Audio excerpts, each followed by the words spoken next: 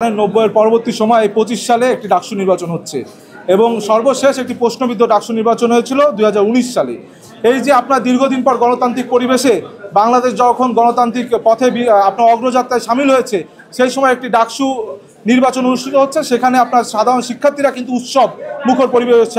আমি আপনার অবগতির জন্য জানাচ্ছি, আপনি জানেন যে আমরা কিন্তু এখানে শিক্ষার্থীরা আপনার বিভিন্ন স্লোগান দিলেও ডাকসু রিটার্নিং অফিসারের যে অফিস, যে রুম যেখান থেকে মনোনয়ন সংগ্রহ করেছি, সেখানে কিন্তু মাত্র 5 জন আমরা প্রবেশ করেছি এবং আচরণবিধির নিয়ম অনুযায়ী সেখানে কিন্তু কোনো স্লোগান হয়নি এবং আমরা বিপুল সংখ্যক শিক্ষার্থী নিয়ে আসলেও মাত্র 5 জন কিন্তু আমরা সেখানে প্রবেশ করেছি।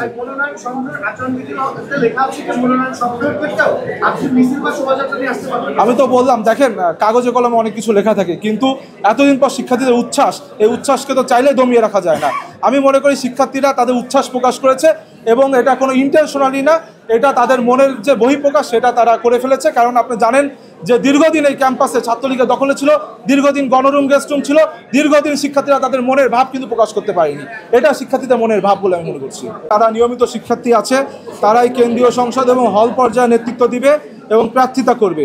সেই ক্ষেত্রে আমরা চেষ্টা করেছি একটি ইনক্লুসিভ এবং যারা মেধাবী শিক্ষার্থী রয়েছে, যারা গত 17 বছর তাদের ব্যক্তি স্বার্থকে প্রাধান্য না দিয়ে রাষ্ট্রীয় স্বার্থকে প্রাধান্য দিয়েছে, দেশপ্রেমিকতার পরিচয় দিয়েছে, তাদেরকে দিয়ে একটি প্যানেল আমাদের গঠিত হবে।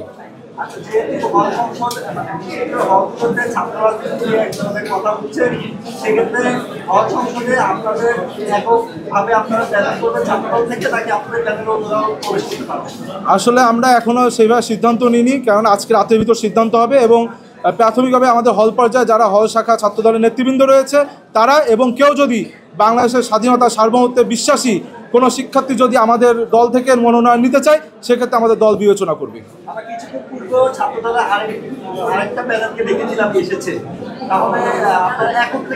আসলে আমাদের দল থেকে এখনো নমিনেশন কনফার্ম করা হয়নি, দল থেকে প্যানেল নিশ্চিত করা হয়নি। আজকে রাতে অথবা কালকে সকালে ইনশাআল্লাহ প্যানেল নিশ্চিত করা হবে, তখন আমরা সকলে ঐক্যবদ্ধভাবে একসাথে আসবো। আর আপনারা জানেন যে ছাত্রদল একটি বৃহৎ ছাত্র সংগঠন।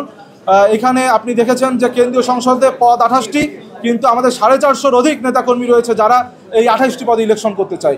সুতরাং এখানে তো একটি যাচাই বাছাইয়ের বিষয় আছে এবং এখানে একটি বিভিন্ন বিষয়াদি রয়েছে, যার জন্য এখন আমাদের প্যানেল নিশ্চিত করা সম্ভব হয়নি। এটি আজ রাতে ইনশাল্লাহ নিশ্চিত হবে।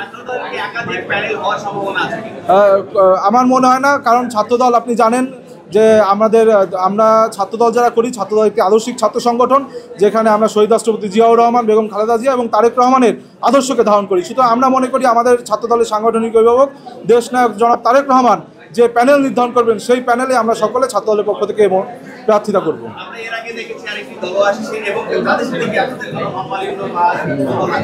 হ্যাঁ, আপনাদের বললাম যে ছাত্রদল বৃহৎ ছাত্র সংগঠন, এখানে 28টি পদে 400-র অধিক জনপ্রিয় ছাত্রনেতা রয়েছে যারা প্রার্থিতা করতে চায়।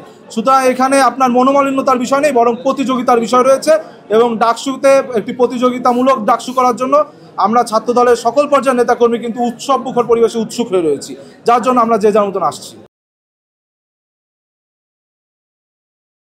ওয়ালটন এখন দেশের সীমানা পেরিয়ে পৌঁছে গিয়েছে 50টিরও বেশি দেশে।